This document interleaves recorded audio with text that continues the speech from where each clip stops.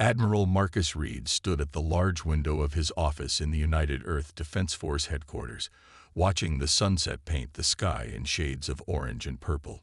His coffee had gone cold, forgotten on his desk amid the pile of daily reports about Earth's defense systems. 20 years of service had taught him to enjoy these quiet moments. They'd rarely lasted long. As if on cue, his communication device lit up with an urgent alert from the Europa Deep Space Monitoring Station. Reed took a deep breath and accepted the transmission. The holographic display flickered to life, showing the worried face of Commander Jack Taylor. "Admiral, you need to see this immediately," Taylor said, his voice tense. "Our deep space scanners have picked up something massive entering the solar system." Reed's expression remained calm, though his mind raced through emergency protocols. "Define massive, Commander." "Sir, we're tracking over 300 vessels, each larger than anything we've ever built. They just appeared past Neptune's orbit, and they didn't trigger a single early warning system. It's like they just materialized." The Admiral's hand tightened around his coffee cup. The cold ceramic helped him focus. "Show me," he ordered. The commander's image was replaced by a tactical display of the solar system. Reed felt his throat tighten as he saw the cloud of red dots moving with purpose toward the inner planets. Their formation was perfect, too perfect for pirates or refugees. This was a military fleet. How did they bypass our outer sensor net? Reed asked, though he already knew the answer. Their technology was far beyond Earth's current capabilities. "Unknown, sir. But there's more." Taylor's voice wavered slightly. "We've identified markings on the ships. They match the records we received from the Mars colony about the stellar dominion." Reed closed his eyes for a moment. Everyone in the Defense Force knew about the stellar dominion, an empire spanning over 300 star systems. Until now, they had only been distant rumors and third-hand reports from deep space explorers. Humanity had hoped to have more time before attracting their attention. "Sir," Taylor continued, "the lead vessel is broadcasting a signal. It's aimed at every major communication center on Earth." "Put it through to my office only," Reed ordered. "And Commander, not a word of this to anyone yet. I need time to contact the Defense Council." The signal came through as a crystal-clear transmission, far clearer than any human technology could achieve. A figure appeared in the center of Reed's office, tall, humanoid, but definitely not human. Its skin had a metallic sheen, and its eyes glowed with an inner light. "People of Earth," the figure spoke in perfect English, its voice carrying an artificial smoothness. "I am High Commander Vale of the Stellar Dominion's Integration Fleet. Your civilization has been monitored and deemed suitable for integration into our empire. Prepare your leaders for formal contact within your next solar rotation." The message ended abruptly, leaving Reed alone in his darkening office. He reached for his secure communication device, entering the emergency code that would wake up every member of the Defense Council regardless of their local time. As he waited for the council to assemble, Reed walked back to his window. The sky had darkened to deep purple, and the first stars were becoming visible. Somewhere up there, humanity's greatest challenge was approaching. The Stellar Dominion had set its sights on Earth, treating it like just another primitive world to be absorbed into their empire. Reed allowed himself a small smile. The Empire's scans might have revealed Earth's official military capability, but there were things no scan could detect. Things hidden deep beneath mountains and buried under polar ice. Things that humanity had been preparing ever since they realized they weren't alone in the universe. "Send a message to Project Phoenix," he told his computer. "Authorization code: Prometheus Rising. Begin Emergency Protocol 7. The computer chirped in acknowledgement as Reed straightened his uniform. In the coming hours, he would have to help coordinate humanity's response to this threat. But for now, he had one thought. The Stellar Dominion had made their first mistake. They had assumed Earth would be like all the other worlds they had conquered. They would soon learn otherwise. Ambassador Thomas Gray hurried through the marble halls of the United Nations headquarters in Geneva, his footsteps echoing off the ancient walls. Outside, the morning sun reflected off Lake Geneva, but no one was admiring the view today. Security teams rushed past him, their faces grim with purpose. The emergency session of the UN Security Council was already underway when he entered the main chamber.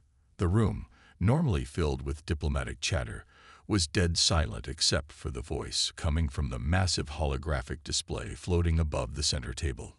High Commander Vale of the Stellar Dominion stood there, 10 feet tall in holographic form, his metallic skin catching the light as he moved. The alien's voice filled the chamber with unnatural precision. Your species has achieved sufficient technological advancement to be of use to the Dominion, Vale was saying. We offer you the protection and benefits of our empire. Your resources will be managed efficiently. Your people will serve productive roles in our society. This is not a negotiation, it is an opportunity. Gray took his seat just as Vale's image shifted, showing scenes from other worlds. The council members watched in silence as massive cities rose from alien landscapes, all bearing the distinct architectural style of the Dominion. The message was clear. Resistance was pointless. Acceptance inevitable. You have 48 of your Earth hours to prepare for integration, Vale continued. Any hostile action will be met with immediate pacification. We await your formal surrender. The hologram vanished, leaving the chamber in darkness for a moment before the regular lights came back on. The silence lasted exactly 3 seconds before the room erupted in chaos. They can't possibly expect us to just surrender. Have you seen the size of their fleet? We need to buy more time. Council President Robert Miller's voice cut through the noise. Ambassador Gray, you've studied all our available data on the Dominion. What are we dealing with? Gray stood up, straightening his tie. The Stellar Dominion has conquered over 300 worlds in the last 1,000 years. Their standard procedure is to offer integration before using overwhelming force. No world has successfully resisted them. He paused, letting that sink in. But there's something else you need to know. He pressed a button on his tablet, and a new hologram appeared, this one showing the internal structure of a Dominion ship. This was obtained by our Deep Space Intelligence Network. The Dominion maintains control through fear and a show of force, but they're not invincible. They haven't faced a serious military challenge in centuries. They've become complacent.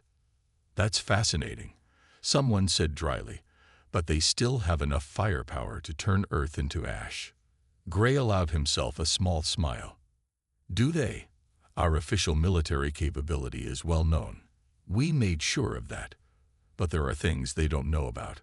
Things we've kept hidden, preparing for exactly this kind of situation. The chamber grew quiet again as Gray connected to a secure channel. Admiral Reed, I believe it's time to tell the Council about Project Phoenix. Reed's voice filled the chamber, calm and steady. Council members, what I'm about to share has been classified at the highest levels for the past 20 years. While the Dominion was watching our official military development, we were working on something else entirely. The hologram changed to show a vast underground facility. Project Phoenix began when we recovered advanced technology from a crashed scout ship. We didn't just study it, we improved upon it. We developed defenses that don't just match their technology.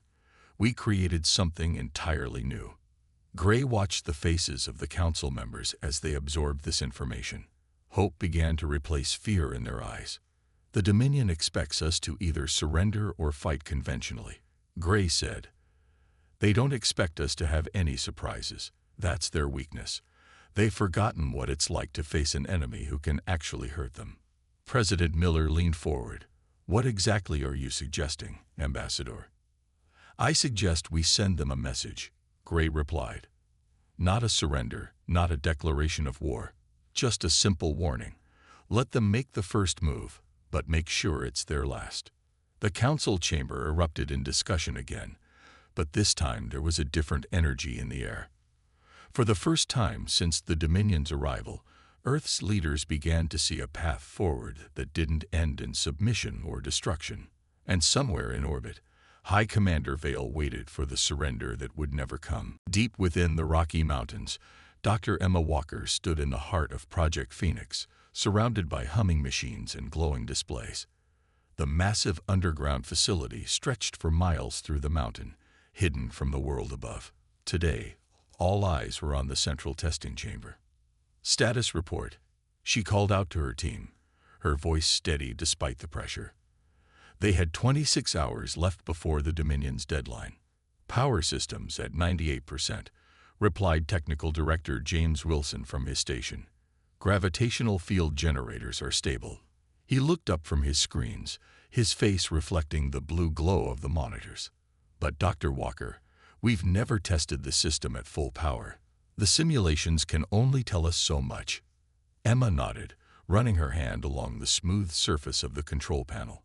For 20 years, they had worked in this facility, studying the crashed alien ship that had given them their breakthrough. The ship hadn't belonged to the Dominion. It was from another species, one that had apparently found a way to manipulate gravity itself. "Show me the crash site footage again," she ordered.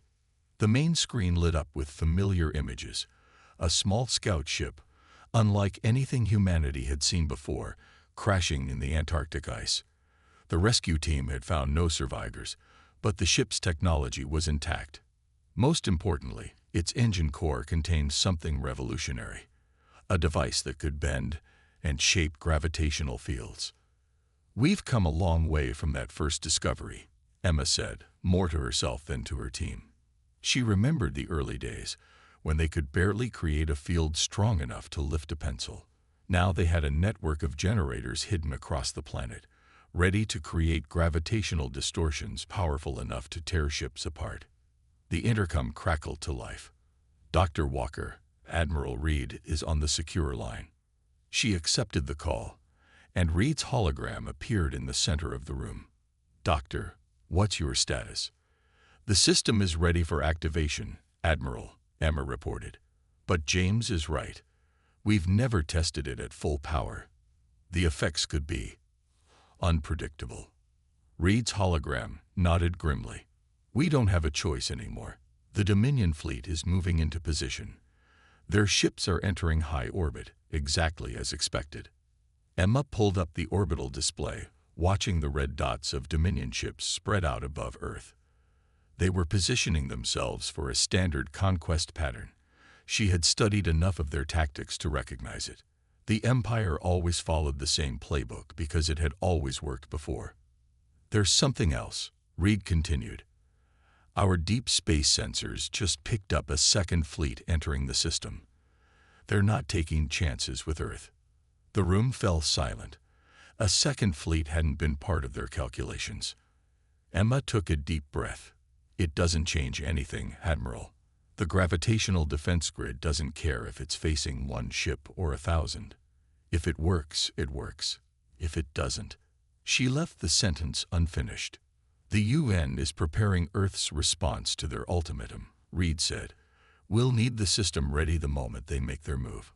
Emma turned to her team. "Begin final power-up sequence. Route all auxiliary power to the main generators." She looked back at Reed's hologram. "Admiral, if this works, it won't just defend Earth.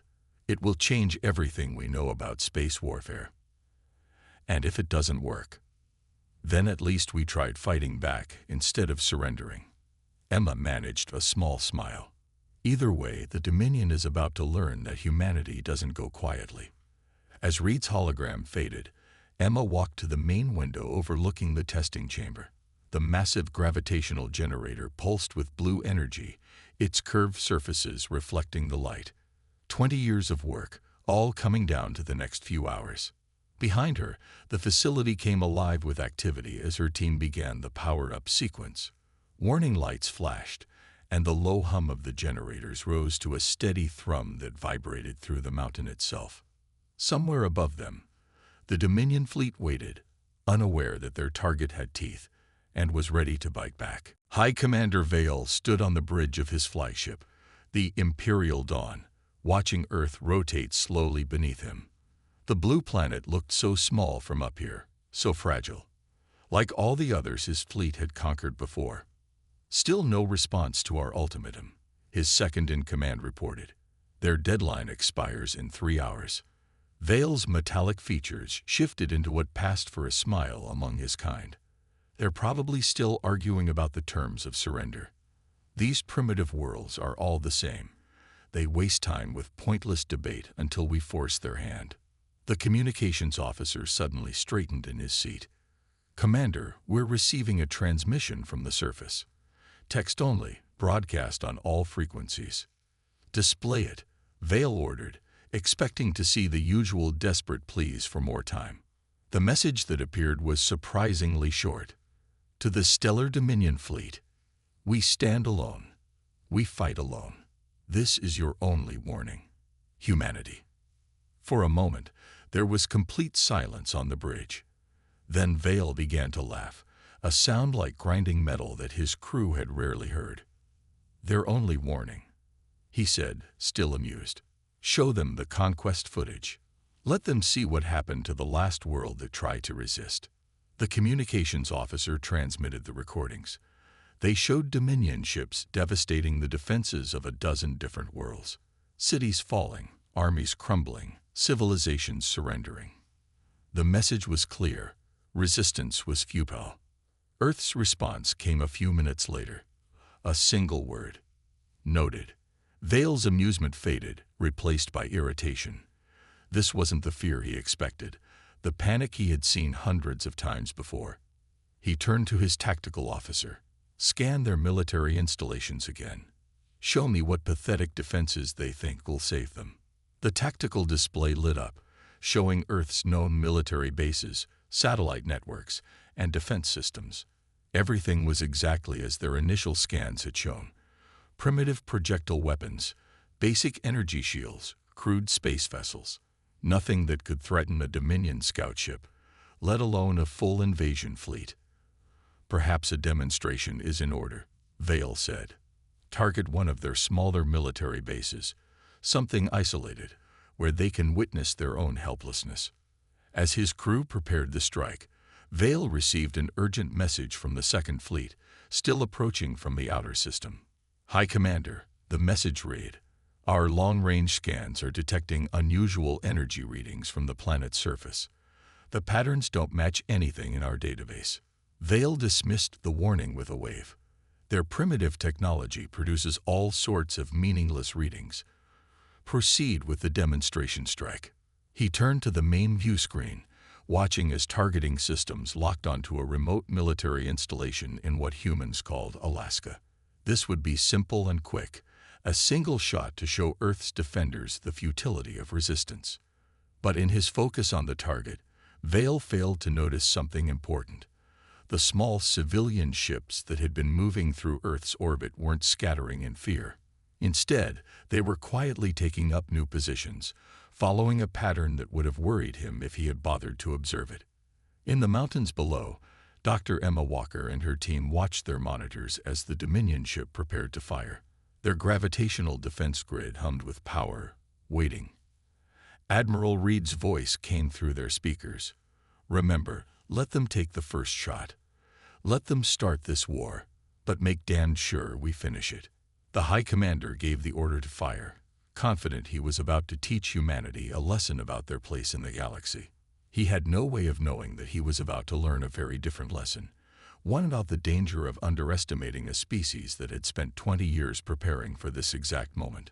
The Dominion's first strike was about to become their biggest mistake. The Dominion's energy beam lanced down from orbit, a brilliant purple streak against the dark Alaskan sky. High Commander Vale watched with satisfaction, expecting to see the military base vanish in an explosion of light and heat. Instead, something impossible happened. About a mile above the target, the beam suddenly curved, as if hitting an invisible wall. The purple energy twisted and spiraled, caught in an unseen whirlpool of force. Then it shot straight back up into space, narrowly missing the ship that had fired it. What just happened? Vale demanded, his metallic features contorting in confusion. Before anyone could answer, Alerts blared across the bridge. The tactical officer's voice shook as he reported, "Commander, we're detecting massive gravitational distortions forming around our fleet." In the Project Phoenix control room, Dr. Emma Walker watched the readings spike across her screens. "Gravitational defense grid is operating at full power," she announced. "Field stability at 97%. She allowed herself a small smile. "It works." Admiral Reed's voice came through the speakers. "All ships, commence Operation Slingshot. Show them what humanity can do." The space around Earth's orbit transformed into a battlefield unlike anything the Dominion had ever seen. Invisible walls of warped gravity caught their weapons' fire and sent it spinning back at them. Ships trying to maneuver found themselves pulled in unexpected directions, their engines struggling against forces they weren't designed to handle. "Impossible." Vale slammed his fist on his command console. "They're primitives. They can't have this technology." He turned to his weapons officer. "Launch a full strike. All ships, target their major cities." The Dominion fleet opened fire with everything they had. Hundreds of energy beams and plasma torpedoes streaked toward Earth. But humanity was ready. The gravitational defense grid caught each attack in webs of distorted space-time, turning the weapons back on their owners. The first Dominion ship broke apart under its own redirected fire. Then another, and another. The mighty Imperial fleet found itself fighting against physics itself, their superior technology, turned into a weakness by Earth's impossible defense. In the Rocky Mountain facility, James Wilson called out readings from his station. Grid holding steady, power distribution at optimal levels. He paused, checking another screen. "Doctor, they're trying to adjust their weapons frequency." Emma nodded. "Just like we predicted. Activate Phase 2. Around the planet, hidden generators increased their power output. The gravitational fields began to pulse and shift in patterns designed to disrupt the Dominion ship's internal systems. Alarms blared on enemy vessels as their artificial gravity failed, their engines sputtered, and their weapon systems crashed. On the Imperial Dawn's bridge, Vale watched in horror as his mighty fleet fell into chaos. "This is impossible," he repeated, but with less conviction now. "Launch the fighter squadrons. They're too small to be affected by these distortions." But as the fighter craft poured from the larger ships, they faced another surprise. Earth's supposedly primitive mining vessels suddenly dropped their disguises, revealing advanced warships equipped with the same gravitational technology. Led by Captain Diana White's flagship, Terra Nova, they engaged the Dominion fighters with devastating efficiency. "This is for every world you've conquered." Diana transmitted on an open channel as her ships created gravitational funnels that crushed entire fighter squadrons like paper. In the Project Phoenix control room, Emma watched the battle unfold on her monitors. They had planned for this moment for 20 years, but seeing it actually work was something else entirely. Humanity hadn't just developed a defense against the Dominion. They had changed the rules of space combat itself.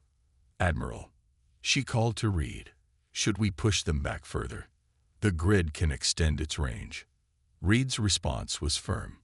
"No. Let them retreat. Let them take the story of this defeat back to their empire. Let everyone know what happens when you threaten Earth." Above the planet, the mighty Dominion fleet was learning a harsh lesson about underestimating their opponents. Their one warning had been more than courtesy. It had been humanity's way of giving them a chance to avoid their own destruction. They should have taken it. Captain Diana White stood on the bridge of the Terra Nova, watching her tactical display as Earth's fleet moved into attack formation. Around her ship, the wreckage of Dominion fighters drifted silently in space, a testament to humanity's successful defense. "Status report," she called out to her crew. "Gravitational systems at 85% and holding," her chief engineer reported. "All ships in the fleet report ready for Phase 3. Diana nodded, her eyes fixed on the larger Dominion vessels still trying to regroup at the edge of Earth's orbit. The enemy fleet had lost nearly a quarter of their ships to their own redirected weapons, and their fighter squadrons were in ruins. But the battle wasn't over yet. All ships, this is Captain White. She broadcast to Earth's fleet. Remember your training. They're wounded and confused. Now we show them what happens when humanity fights back. The Terra Nova led the charge, followed by 30 other ships that had masqueraded as mining vessels for years. Each one carried generators based on Project Phoenix's technology, capable of creating localized gravitational distortions that could tear apart enemy vessels. High Commander Vale watched the approaching Earth fleet from his damaged flagship. How? He demanded of his tactical officer. How did they hide this level of technology from our scans? Sir, his second-in-command interrupted. The Second Fleet is requesting orders. Should they continue their approach? Vale hesitated. In 1,000 years of imperial expansion, no world had ever bloodied the Dominion's nose like this. His pride demanded that he stay and fight, but his tactical training told him something else. They were facing an enemy they didn't understand, using technology they couldn't counter. Before he could respond, Earth's fleet struck. The Terra Nova fired first, not with conventional weapons, but with a focused gravitational pulse that caught a Dominion cruiser in its field. The massive ship crumpled like a tin can as space itself seemed to twist around it. Pattern Omega. Diana commanded her fleet. Target their support ships first. The Earth vessels moved in perfect coordination, their crews executing maneuvers they had practiced for years in secret. Each ship projected gravitational fields that worked in harmony, creating a web of distorted space that trapped the Dominion vessels. In the Project Phoenix control room, Dr. Emma Walker watched the space battle through their long-range sensors. Admiral Reed, she called over the secure channel. The enemy fleet is trying to establish a new formation. They're adapting to our technology faster than expected.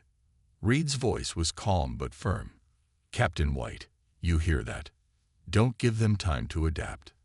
Execute the Hammer Protocol. Diana smiled. The Hammer Protocol was something they had developed specifically for this moment.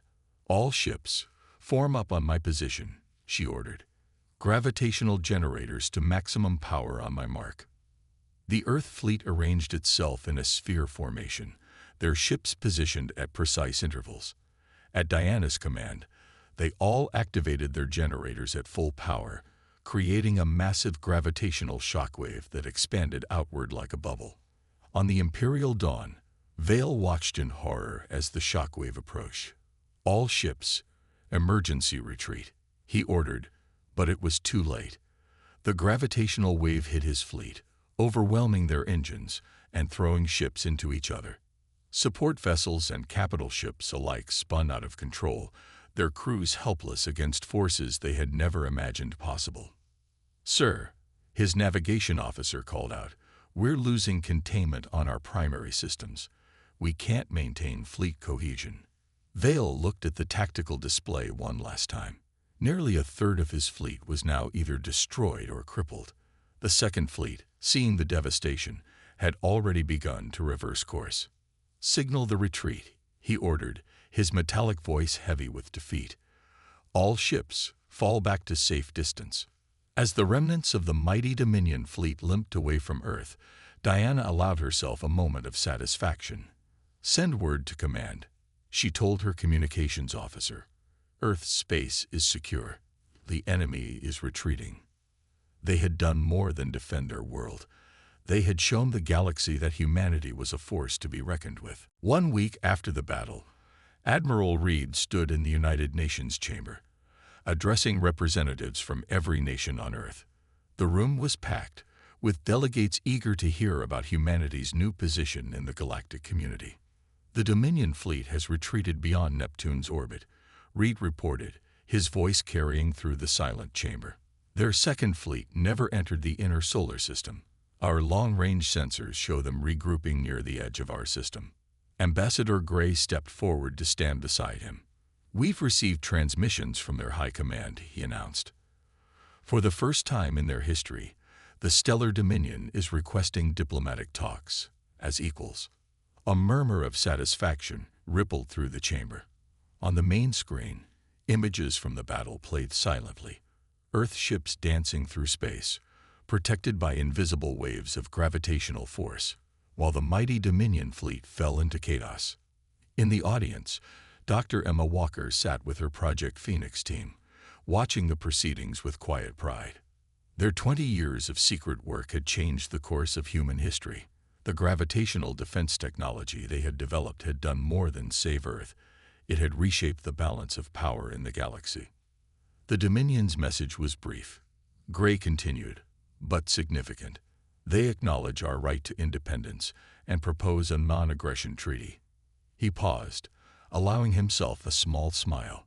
They also expressed interest in trading for our gravitational field technology. Laughter rippled through the chamber. Everyone knew that technology would remain Earth's closest secret, at least for now. On the Imperial Dawn, now stationed at the edge of the solar system, High Commander Vale prepared his final report to the Dominion Council.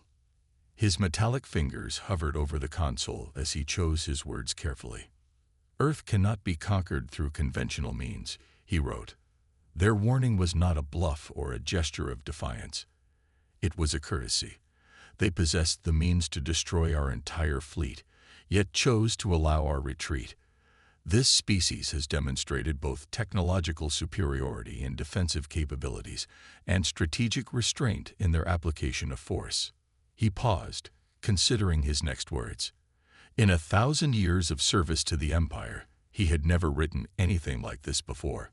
I strongly recommend against any further military action against Earth. This world has earned its independence, not through numbers or brute force, but through innovation and preparation. They are not primitives to be conquered, but equals to be respected, and perhaps feared. Back on Earth, Captain Diana White stood on the observation deck of the Terra Nova, now docked at the new orbital defense station. Below her, the blue planet spun peacefully, its secrets now revealed to the galaxy. Captain, her communications officer called out, "We're receiving a final transmission from the Dominion flagship before they leave the system." "Put it through," Diana ordered, expecting another formal diplomatic message. Instead, a simple text appeared on her screen. "Warning received and understood." Diana smiled. The message would be recorded in history books as the moment when humanity took its place among the stars, not as conquests of an empire, but as architects of their own destiny. In the Rocky Mountains, Project Phoenix continued its work. Dr. Walker led her team in developing new applications for their gravitational technology. They had proven they could defend Earth. Now it was time to see how far humanity could go. The Dominion thought they were coming to teach us our place in the galaxy, Admiral Reed said, concluding his UN address. Instead, they learned something themselves. Humanity doesn't bow to empires. We stand alone, we fight alone, and we've earned our place among the stars. As he spoke, Earth's fleet patrolled the solar system, their ships carrying the most powerful message any civilization could send. We are here, we are strong, and we will defend our home. The galaxy would never be the same again.